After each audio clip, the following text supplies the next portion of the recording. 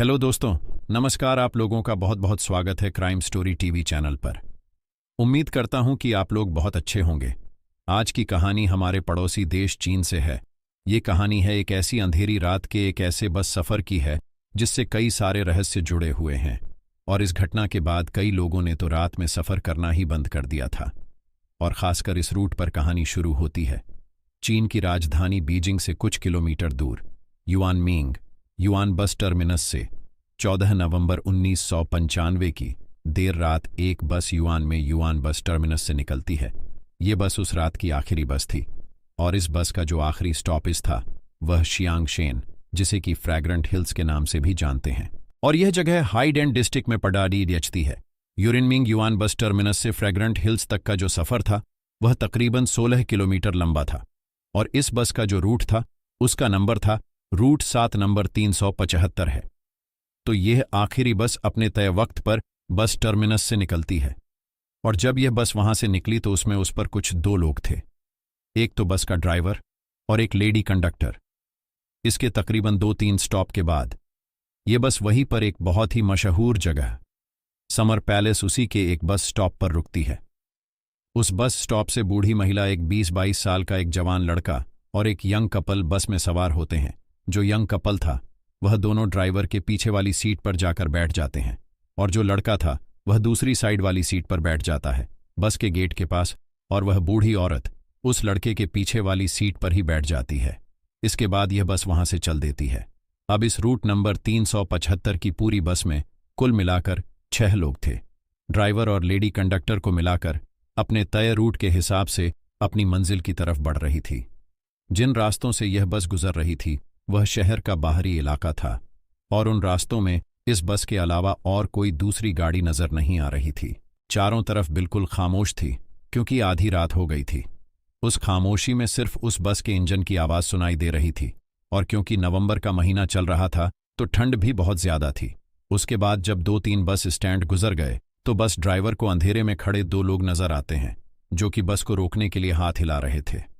मगर ये दोनों लोग बस स्टैंड पर नहीं खड़े थे बल्कि अगले बस स्टैंड से काफी पहले ही बीच रास्ते में खड़े थे। तो पहले तो ड्राइवर ने फैसला किया कि वह बस को नहीं रोकेगा क्योंकि वह दोनों बस स्टैंड पर नहीं थे। मगर जब उस बस की महिला कंडक्टर ड्राइवर से कहती है कि यह इस रूट की आखिरी बस है और इसके बाद यहां से और कोई बस नहीं गुजरेगी, इसलिए वह इन लोगों को बस में चढ़ने दे, तो ड्राइवर को भी लगता है कि हां, अगर मैंने बस यहां नहीं रोकी तो ये बेचारे पूरी रात यहीं रह जाएंगे। इसीलिए ड्राइवर बस को रोक देता है। उसके बाद बस का दरवाज़ा खुलता है और यह दोनों मुसाफिर बस में चढ़ते हैं। मगर जैसे है वह दोनों इस बस में दाखिल हुए तो पता चला कि वह 2 नहीं बल्कि 3 लोग थे। उन्होंने बीच में एक तीसरे शख्स को अपने कंधे का सहारा देकर ऐसे पकड़ रखा था जिसकी वजह से बस में चढ़ने से पहले दिखा ही नहीं। बीच वाला शख्स जो बस में चढ़ने के बाद दिखा, उसके दोनों हाथ बाकी के दोनों लोगों के कंधे पर रखे हुए थे। उस बीच वाले आदमी का सर नीचे की ओर झुका हुआ था और उसके बाल बिखरे पड़े थे जिसकी वजह से उसका चेहरा देख पाना मुश्किल था। और बाकी के 2 लोग जिन्होंने उसे सहारा दे रखा था उनका चेहरा बिल्कुल सफ़ेद था, मतलब एक नॉर्मल इंसान से भी ज्यादा सफ़ेद। इन तीनों ने ही चीन के ट्रेडिशनल कपड़े पहन रखे थे जो कि क्विंग राजवंश के दौरान पहने जाते थे। उसके बाद यह तीनों बिना किसी से कुछ बोले बस की पीछे वाली सीट पर जाकर बैठ जाते हैं और यह बस वहां से चल देती है।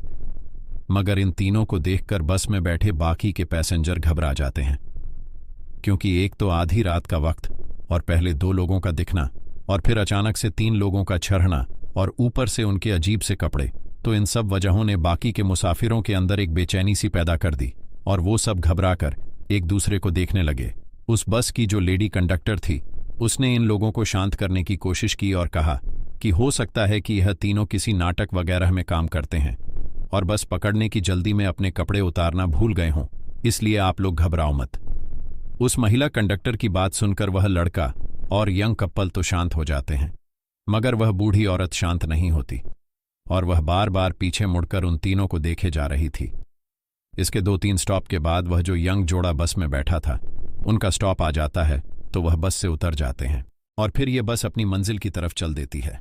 अब उस बस में टोटल 7 लोग सवार थे, एक बूढ़ी महिला, एक लड़का, एक बस ड्राइवर, एक लेडी कंडक्टर और वह 3 पैसेंजर जो सबसे लास्ट में चढ़े थे।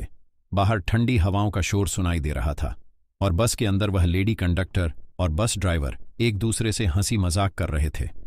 अचानक से यह जो बूढ़ी औरत थी वह अपनी सीट से उठ खड़ी होती है और अपने आगे वाली सीट पर बैठे लड़के पर चिल्लाने लगती है और कहती है कि उसने उसका पर्स चुरा लिया। इस बात पर उस लड़के को भी गुस्सा आ जाता है और वह भी उस बूढ़ी औरत से बहस करने लगता है। यह शोर सुनकर उस बस की जो लेडी कंडक्टर थी वो भी वहां आ जाती और पूछने लगती है कि आखिर क्या हुआ। तो वह बूढ़ी महिला कहती है कि इस लड़के ने मेरा पर्स चुरा लिया, मगर वह लड़का कहता है कि उसने कोई चोरी नहीं कि धीरे धीरे झगड़ा इतना बढ़ जाता है कि वह बूढ़ी महिला उस लड़के का कॉलर पकड़ लेती और कहती है कि अगले स्टॉप पर बस रोको, मुझे उतरना है और इस लड़के को पुलिस के हवाले करना है।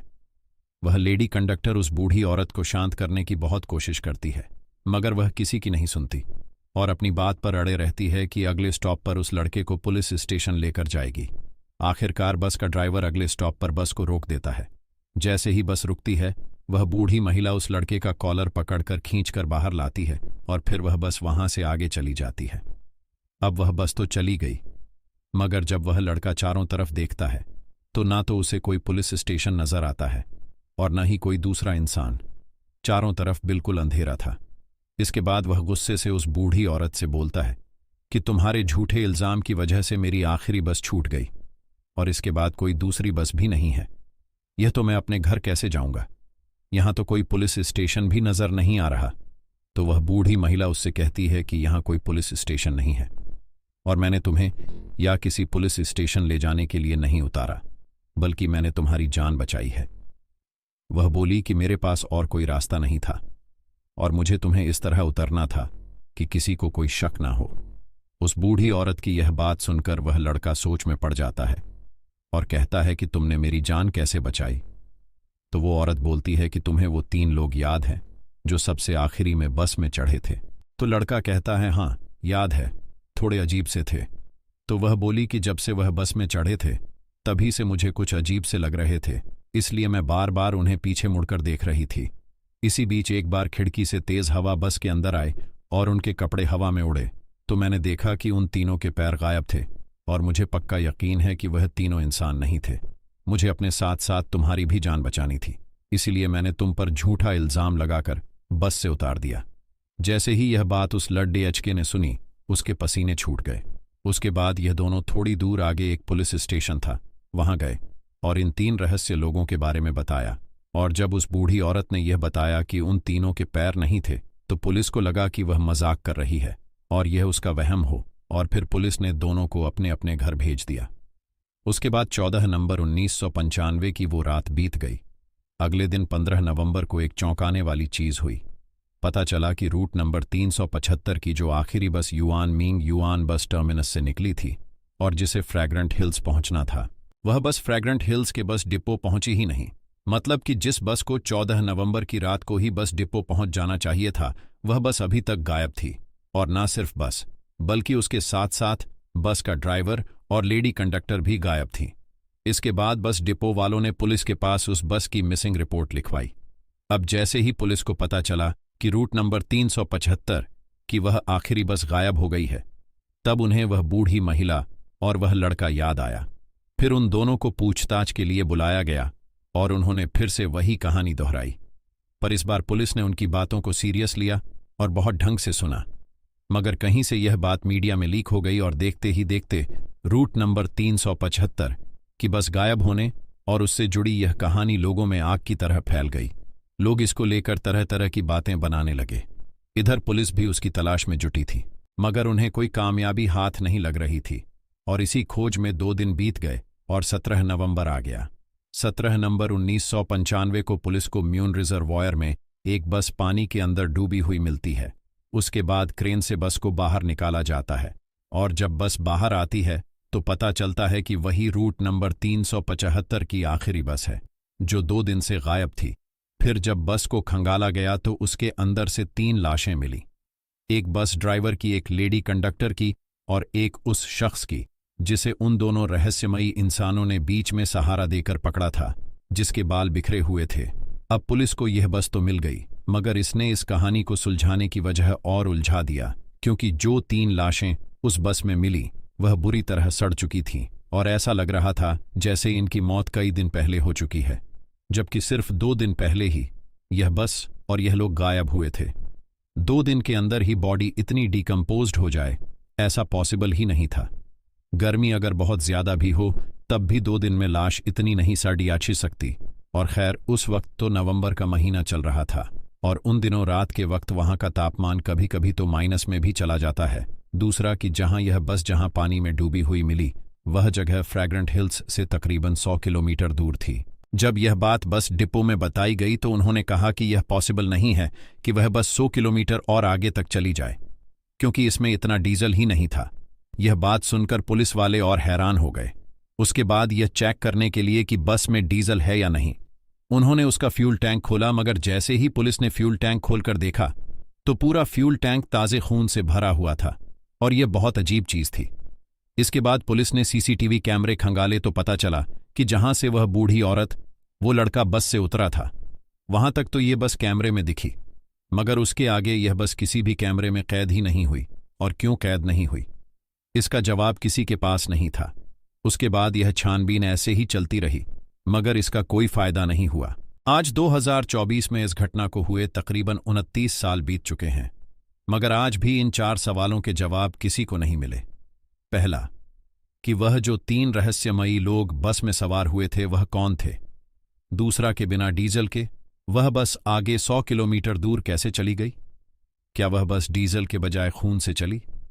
तीसरा, कि इतनी ठंड होने के बावजूद भी सिर्फ 2 दिन के अंदर ही बस में मिली लाशें इतनी सड़ कैसे गईं। और चौथा, कि उस बूढ़ी महिला और लड़के के उतरने के बाद वह बस आगे किसी भी सीसीटीवी कैमरे में कैद क्यों नहीं हुई। कुछ लोग इसे एक अफवाह भी मानते हैं। मैंने खुद इस खबर के और भी सोर्स ढूंढने की कोशिश की, पर मुझे कुछ लिमिटेड सोर्स ही मिले। और आपको तो पता ही है कि चीन के अंदर से कोई भी न्यूज़ बाहर निकालना कितना मुश्किल है। मगर चीन का एक सरकारी अखबार ग्लोबल टाइम्स ने खुद इस खबर को अपनी वेबसाइट पर डाल रखा है, तो जाहिर सी बात है इसमें कुछ तो सच्चाई होगी। वहीं दूसरी तरफ चीन के बहुत सारे लोग इस घटना को सच मानते हैं और इस घटना के बाद लोगों ने रूट नंबर 375 को भूतिया घोषित कर दिया था। और आज इतने साल बाद भी यह कहानी चीन में सुनी और सुनाई जाती है। तो यह थी चीन के रूट नंबर 375 के भूतिया सफर की कहानी। मुझे उम्मीद है कि आप लोगों को कहानी जरूर पसंद आई होगी।